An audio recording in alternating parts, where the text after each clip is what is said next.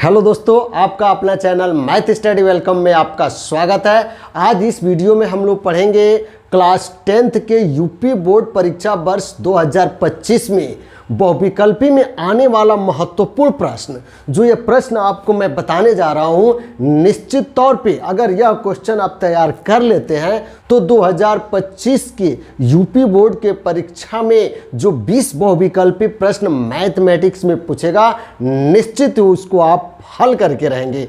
तो आइए उसमें का हम लोग क्वेश्चन देखते हैं। क्वेश्चन नंबर फर्स्ट कर रहा है, एक रैखिक समीकरण का मान होगा।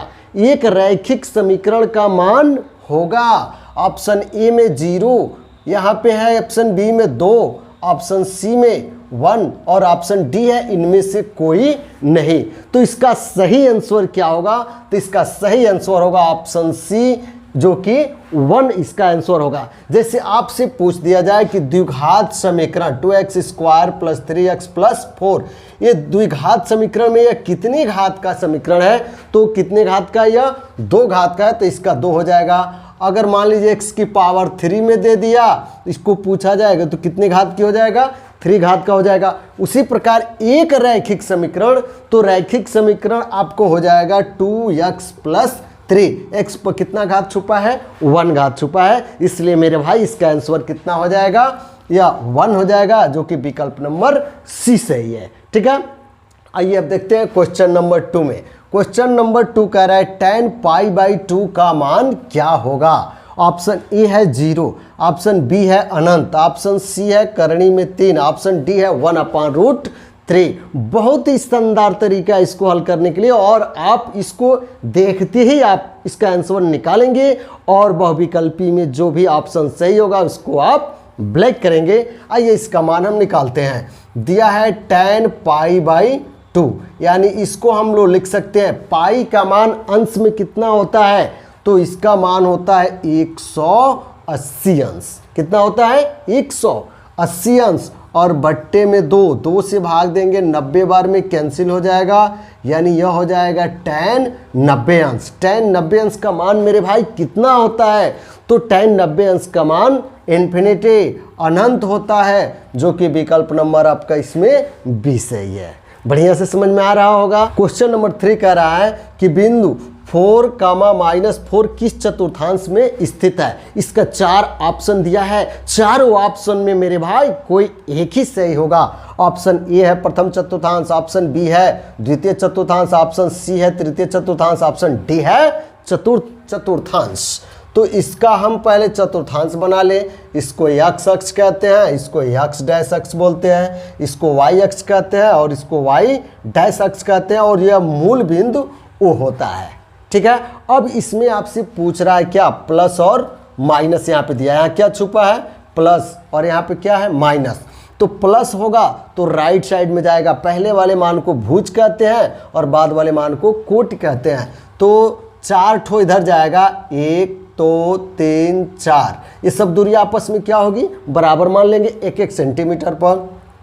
1 2 3 4, यहाँ पे जो धन है इधर जाएगा। अब y पे देते हैं, अगर प्लस होगा तो ऊपर जाएगा और माइनस हो गया तो नीचे आएगा। तो ये भी 4 है, ये भी 1-1 सेंटीमीटर की दूरियां ले लेंगे और नीचे आएगा, माइनस है तो 1 2 3 4। अब इन दोनों का मिलान बिंदु, इसको हम लोग देखते हैं यह कहाँ आ रहा है। तो इसका मिलान बिंदु यहाँ पे आ रहा है। ठीक है, यहाँ पे हो गया 4, -4। अब आप बताइए किस चतुर्थांश में पड़ रहा है? ये प्रथम चतुर्थांश है, ये द्वितीय चतुर्थांश है, ये तृतीय चतुर्थांश है, और ये आपका चतुर्थ चतुर्थांश है। तो किस में पड़ रहा है? चतुर्थ में पड़ रहा है, इसलिए ऑप्शन नंबर इसका डी सही होगा। ठीक है, नेक्स्ट क्वेश्चन इसमें कह रहा है कि वृत्त की केंद्र पर बना कोण होगा 90 अंश, 270 अंश, 360 अंश और 180 अंश। इसको तो मुझे उम्मीद है कि आप देखते ही हल कर लिए होंगे।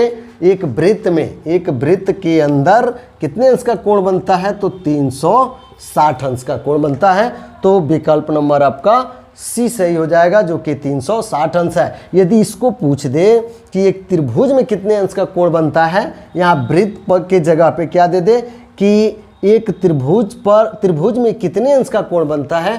तो 80 अंश का कोण बनता है त्रिभुज में, और एक वृत्त के केंद्र पर यानी वृत्त में कितने अंश का कोण बनता है यहाँ पे, तो 360 अंश का कोण बनता है। आइए क्वेश्चन नंबर 5, बिंदु 3,4 किस चतुर्थांश में स्थित है।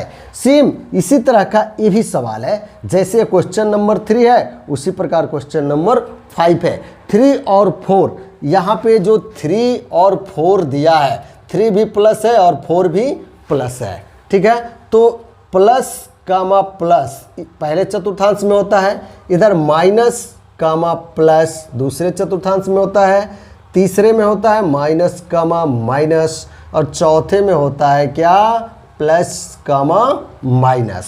अब देखिए इसमें दोनों मान प्लस, यहाँ भी प्लस छुपा है यहाँ भी प्लस छुपा है, यानी प्लस कामा प्लस किस चतुर्थांश में जाएगा, पहले में, इसलिए ऑप्शन नंबर आपका कौन सा सही है, तो ऑप्शन ए सही है। क्वेश्चन 6 कह रहा है त्रिभुज ABC में AB एवं AC के मध्य बिंदु D तथा E इस प्रकार है कि BC समांतर DE तथा BC बराबर 8 सेंटीमीटर, तब DE का मान होगा। ऑप्शन ए में 4 centimetre, option B 8 centimetre, option C 12 centimetre और ऑप्शन डी 16 सेंटीमीटर। बहुत आसान है मेरे भाई। आइए इसको हम लोग हल करते हैं। कैसे इसको हल किया जाता है, बस नजर दौड़ाएं आपकी, इसका आंसर आपको तुरंत प्राप्त हुआ। आइए आपको पहले एक त्रिभुज बना लीजिए। यह त्रिभुज हो गया आपका ABC, इसका मध्य बिंदु हो गया D, इसका मध्य बिंदु हो गया E। इसको मिला दीजिए और इसको इस प्रकार मिलाना है कि BC रेखा DE की क्या हो जाए, समांतर हो जाए। तो जब समांतर होगा तो त्रिभुज ABC समरूप हो जाएगी किसके, त्रिभुज ADE के समरूप हो जाएगी। तो समरूप हो जाएगी तो इसको हम लोग लिखेंगे क्या, AD बट्टे AB बराबर DE बट्टे BC, ठीक है। जब ये समरूप है तो ये समान अनुपात में बराबर होगा। AD को क्या लिख सकते हैं, AD AB का मध्य बिंदु है, AD AB का क्या है, मध्य बिंदु है।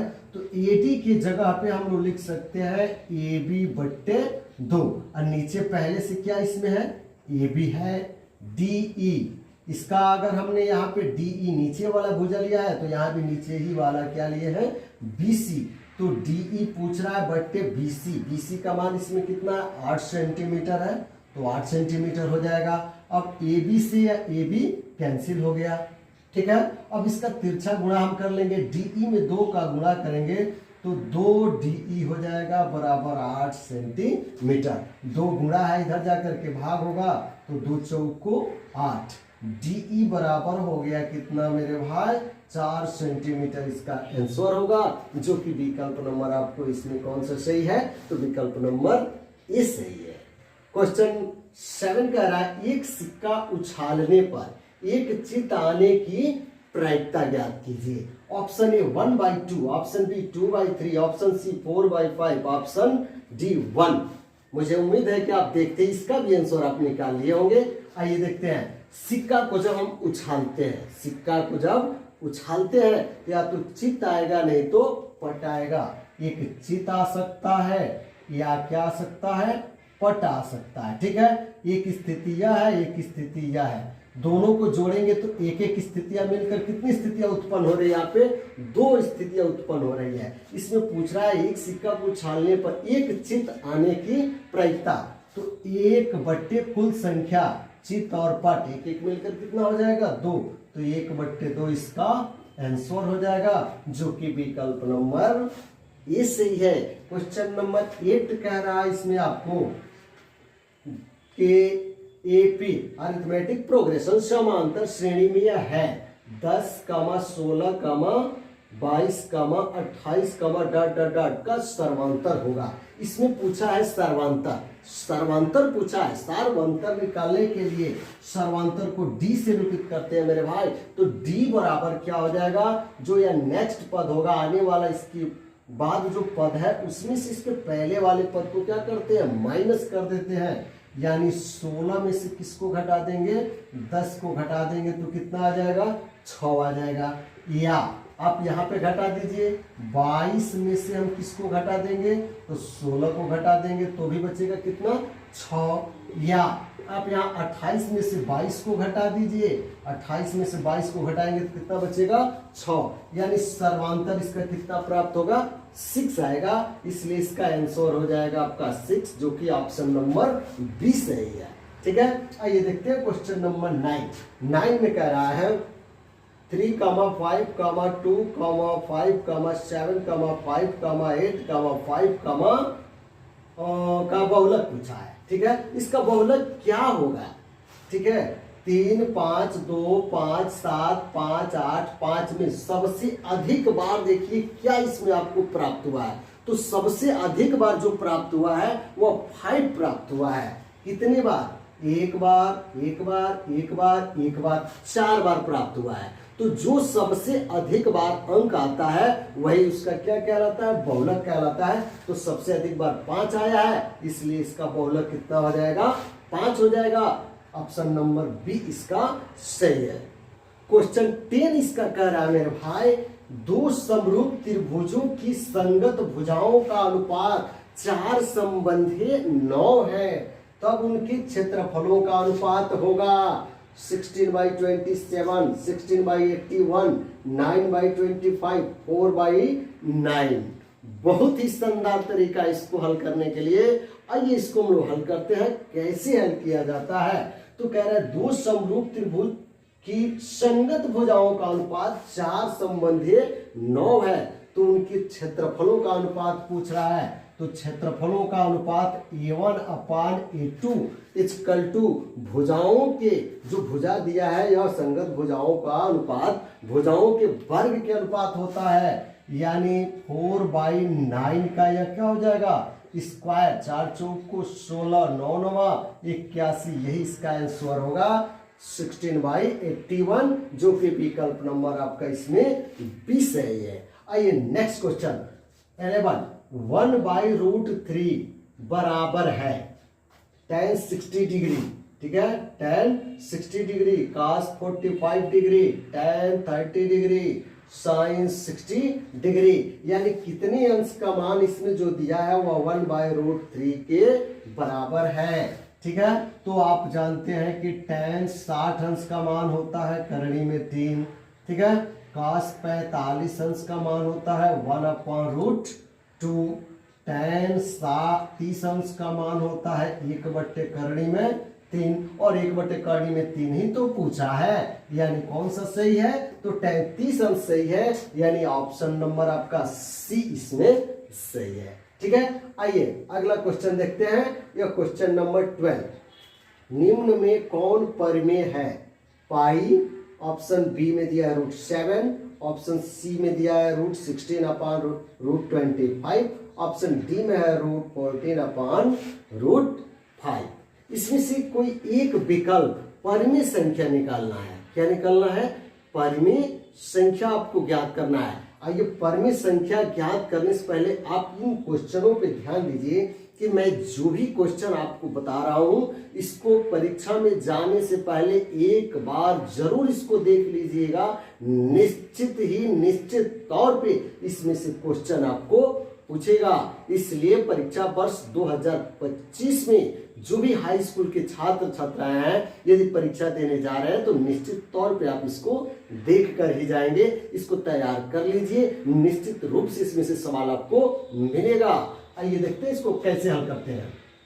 ऑप्शन ए दिया है पाई, तो जो पाई होता है यह कौन सी संख्या होता है, अपरिमेय होता है। ठीक है, उसके बाद दिया है करणी में 7, √7 दिया है, ये भी क्या है, अपरिमेय संख्या है। आगे दिया है √16/√25। इस तरह इसको हम पहले हल करेंगे तो √16 का वर्गमूल निकालेंगे, यानी करणी में 16 का वर्गमूल कितना हो जाएगा, 4 हो जाएगा, और करणी में 25 का वर्गमूल कितना हो जाएगा, 5 हो जाएगा। यानी यह कौन सी संख्या हो जाएगी, परिमेय हो जाएगी। इसलिए विकल्प नंबर आपका कौन सा सही है, इसमें सी सही है। आइए नेक्स्ट क्वेश्चन देखते हैं। 13 नंबर क्वेश्चन कह रहा है यदि द्विघात बहुपद x² - 2x + 5 = 0 x square minus 2x plus 5 equal to 0 की मूल अल्फा तथा बीटा है, तो अल्फा प्लस बीटा का मान होगा। इसका दो मूल दिया है, अल्फा तथा क्या दिया है, बीटा। ठीक है, ये दो मूल दिया है, तो मूलों का योगफल अल्फा प्लस बीटा बराबर सूत्र होता है माइनस बी बाई ए। क्या होता है, माइनस बी बाई ए। अब यहां देखिए, ए का जो मान होता है वह एक्स स्क्वायर का गुणांक होता है, बी का मान होता है वह एक्स का गुणांक होता है, और सी का जो मान होता है वह इसमें या अचर मान यहाँ पे अकेले में रहता है वह होता है। ठीक है, अब इसमें इसको हम लिख सकते हैं माइनस बी का मतलब यह हो जाएगा एक्स का गुणांक। ठीक है, बट्टे ये क्या है, एक्स स्क्वायर का गुणांक है। ठीक है, अब देखिए माइनस तो रहेगा, अब x का गुणांक यहाँ पर क्या है, -2 है, तो -2 यहाँ लिख देंगे, और बट्टे में एक्स स्क्वायर का गुणांक a, यानी एक्स स्क्वायर का गुणांक यहाँ पे क्या छुपा है, 1 छुपा है, माइनस माइनस ये +2 हो जाएगा, 1 का भाग देंगे तो 2 ही इसका आंसर होगा, जो कि विकल्प नंबर आपको इसमें कौन सा सही है, तो विकल्प ये सही है। समझ में आ रहा है ना। आइए देखते हैं नेक्स्ट क्वेश्चन। कह रहा है 1 + tan स्क्वायर थीटा बराबर है। ऑप्शन ए है sec square theta, option B है cosec square theta, option C है tan स्क्वायर थीटा, और ऑप्शन डी है सेक थीटा। इसमें से कोई एक ही विकल्प तो सही है। आपको सूत्र में पहले बता चुका हूं कि sec square theta minus tan square theta equal to कितना होता है, 1 होता है। तो सेक स्क्वायर थीटा बराबर ये माइनस tan स्क्वायर इधर जाकर क्या हो जाएगा, plus tan square theta. 1 + tan square ही तो इसमें दिया है, 1 + tan स्क्वायर थीटा बराबर क्या होता है, sec square theta. Sec square theta इसका आंसर हो जाएगा, जो कि विकल्प नंबर ए सही है। क्वेश्चन 15 इसमें कह रहा है, 15 नंबर में यदि a dot p dot arithmetic progression समांतर श्रेणी का प्रथम पद a तथा सर्वांतर d है, तो nवां पद निम्न में कौन होगा। a प्लस ब्रैकेट में -1 इंटू डी, बी नंबर में a प्लस n -2 ब्रैकेट में इंटू डी, सी में a plus N D, D में a माइनस ब्रैकेट में n-1 इंटू डी। इसमें एक ही तो क्वेश्चन सही है, ये सूत्र मैं आपको पहले बता चुका हूं।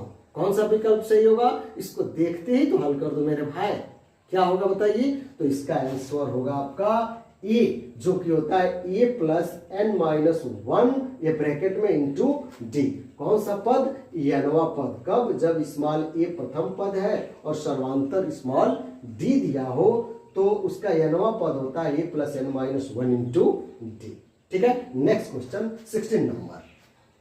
बिंदु ऋण 1,3 बिंदु दिया है ऋण 1,3 तथा अगला बिंदु है ऋण 5,7 के बीच की दूरी होगी। इसको x1 मान लीजिए, इसको y1 कर दीजिए, इसको x2 कर दीजिए और इसको y2 कर दीजिए। दो बिंदुओं के बीच की दूरी डिस्टेंस निकालना है, तो दो बिंदुओं के बीच की दूरी बराबर सूत्र होता है करणी में x1 माइनस x2 का whole square plus y1 minus y2 का होल स्क्वायर।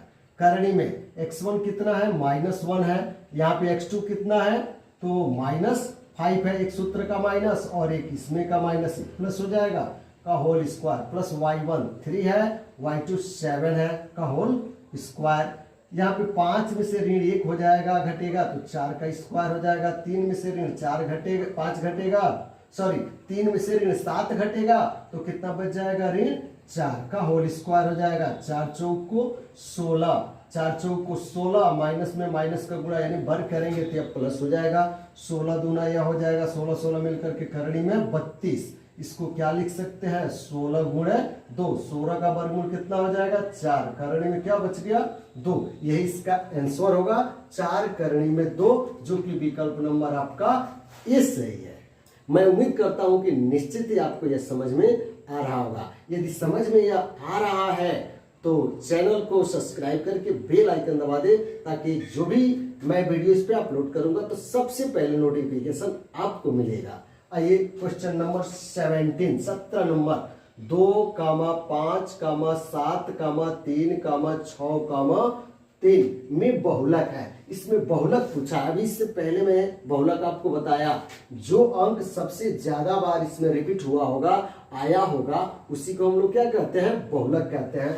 तो 2 केवल एक बार आया है, 5 केवल एक बार आया है, 7 केवल एक बार आया है, 6 केवल एक बार आया है, 3 ऐसा एक अंक है जो 2 बार आया है, सबसे अधिक 2 बार 3 आया है, इसलिए बहुलक इसका क्या हो जाएगा, 3 हो जाएगा। ऑप्शन नंबर 20 इसका सही हो जाएगा। ठीक है। क्वेश्चन नंबर 18 नंबर कह रहा है कि 0.32 पर बार दिया है को P/Q के रूप में होगा। इसका 4 ऑप्शन है, चारों ऑप्शन में कोई एक ऑप्शन इसमें आपको सही मिलेगा मेरे भाई। ठीक है। देखिए, इस तरह का सवाल निश्चित ही आपके बोर्ड परीक्षा में पूछता है और पूछेगा। आइए इसको हल करते हैं। तो दिया है या क्या 0.3 और बार पे 2 है। इसको कैसे हल कर देते हैं, तो ध्यान दीजिएगा, यह 32, ये जो दिया है दशमलव के बाद जो अंक, इसको लिख दीजिए 32 बट्टे, यह कितने अंक पर बार है, एक अंक पर है ना, तो एक बार 9 लिख दीजिए। आ रहा है बढ़िया से समझ में। अब देखिए, दशमलव और ये बार वाला जो अंक दिया, इसके बीच में कै ठो अंक है, एक अंक है, तो एक अंक है तो यहाँ पे एक ठो 0 बढ़ा देना है। 2 अंक रहता, 2 ठो 0 बढ़ा देते। फिर अंश में यहाँ पे माइनस कर देना है, इसके बीच में जो अंक है उस अंक को, क्या है 3 है, तो 3 को माइनस कर दीजिए। 32 में से 3 निकलेगा तो कितना बचेगा, 29 और बट्टे में 90, 29/90 इसका आंसर होगा, जो कि विकल्प नंबर आपका ए से है। अरे समझ में बढ़िया से। निश्चित इस तरह का सवाल फंसता है, निश्चित आएगा। आप परीक्षा में जाने से पहले जरूर इसको देख लीजिएगा। यदि आपको 550 नंबर लाना है तो मेरे चैनल को सब्सक्राइब करिए और वीडियो को अंत तक देखिए। आइए इस क्वेश्चन को देखते हैं। 19 नंबर बहुपद 3y की पावर 3 माइनस 2y की पावर 2 प्लस 4y माइनस √5 की घात। इसमें इसकी घात पूछा है मेरे भाई। तो जब घात की बात करेगा, घात की जिक्र करेगा कि घात क्या है, तो इसमें हम लोग देखते हैं कि सबसे अधिक घात क्या है। तो सबसे अधिक घात इसमें क्या दिख रहा है, 3 दिख रहा है, इसलिए इसका 3 आंसर हो जाएगा, यानी विकल्प नंबर इसका ए सही है।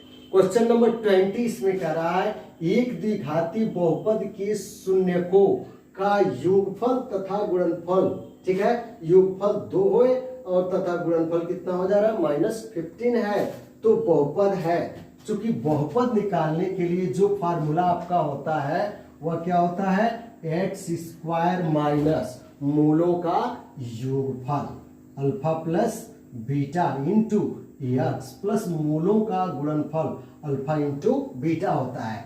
ठीक है।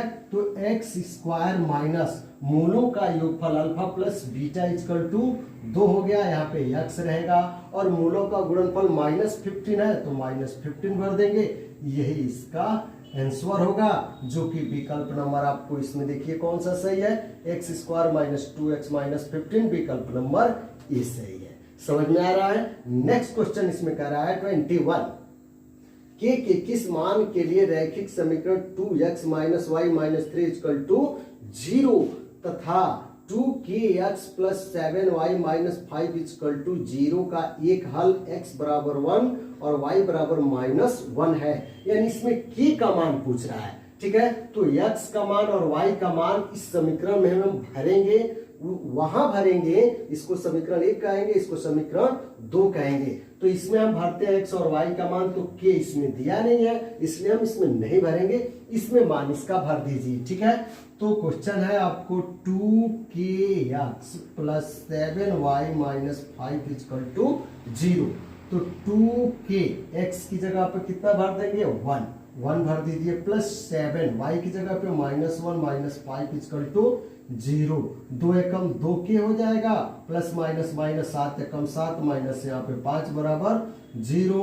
2k बराबर, ये माइनस है, भी माइनस है, माइनस माइनस उधर जाएगा तो दोनों प्लस हो जाएगा, 7 5 मिलकर के 12, 2 गुणा इधर जाकर के भाग, 2 छक्के 12, k बराबर 6 इसका आंसर होगा, जो कि विकल्प नंबर आपका इसमें 20 है। क्वेश्चन नंबर 22 कह रहा है p का मान जिसके लिए बहुपद x की power 3 plus 4x² minus px plus 8 को x माइनस 2 पूर्णतः विभाजित है, विभाजित इसको कर दे रहा है, तो p का मान ज्ञात कीजिए। क्वेश्चन है x की power 3 plus 4x square minus px plus 8 equal to 0 मान लीजिए और शेषफल प्रमेय से इसको हल कर दीजिए। इसका जो पूर्णतया विभाज्य किससे हो रहा है, x माइनस 2 से, तो x माइनस 2 इक्वल टू 0 मान लीजिए।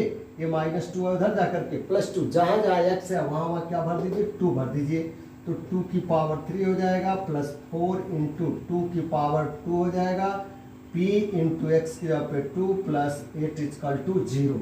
2 का गुणा 3 में, 2 दूना 4 दूना 8 हो जाएगा, 2 दूना 4, 4 चौक को 16, ठीक है। 2 में p का गुणा करेंगे 2p प्लस 8 बराबर 0। सबको जोड़ दीजिए यहाँ पे, तो 8 8 16, 16 16 कितना हो जाएगा 32, से माइनस 2p है उधर जाकर के प्लस 2p हो जाएगा, 2 गुणा है इधर आकर के भाग, 16 बार में कैंसिल हो जाएगा, p बराबर 16 इसका आंसर होगा, जो कि विकल्प नंबर आपका इसमें कौन सा सही है, तो विकल्प नंबर बी सही है। क्वेश्चन नंबर 23 कह रहा है यदि 10 की पावर 2x इक्वल टू 25, तो 10 की पावर माइनस 6 का मान होगा 1/5। ऑप्शन ए हो गया, option B 5, option C 2/5, option D हो गया 4/5। बहुत आसान तरीका इसको हल करने के लिए। आप सोच रहे होंगे कि अरे भाई ये कितना बड़ा सवाल हो गया, कि ये 10 की पावर 2x दे दिया, अब ये सवाल हमको ही नहीं करेगा। लगते हैं बड़ी बड़ी बात सोचने। आइए देखते हैं, बड़ी बहुत आसान तरीका इसको हल करने के लिए। दिया है 10 की पावर 2x इक्वल टू 25, ठीक है। और पूछा क्या है आपको इसमें, 10 की पावर माइनस x, इसको हम लोग लिख सकते हैं 10 की पावर x की पावर, इसको हम 2 लिख देंगे, ठीक है, इक्वल टू इधर क्या है ये 25। ध्यान दीजिएगा 10 की पावर x यह वर्ग है, इधर जाकर क्या हो जाएगा करणी में 25 हो गया। 10 की पावर x इक्वल टू 25 का वर्गमूल कितना हो गया 5 हो गया, ठीक है। इसके नीचे क्या छुपा है, 1 छुपा है, ठीक है। और इसके भी नीचे क्या छुपा है, 1 छुपा है।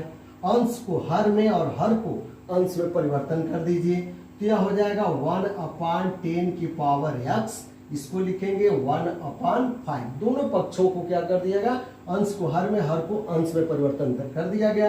ये प्लस घात है, ऊपर जाएगा तो क्या हो जाएगा माइनस घात हो जाएगा, तो 10 की पावर माइनस x हो जाएगा इक्वल टू 1/5। यही इसका आंसर होगा, जो कि विकल्प नंबर आपका ये सही है। दोस्तों वीडियो पसंद आया हो तो लाइक शेयर और कमेंट जरूर कीजिएगा। Thanks for watching my video. फिर मिलते हैं अगले वीडियो में, तब तक के लिए धन्यवाद। Thanks for watching.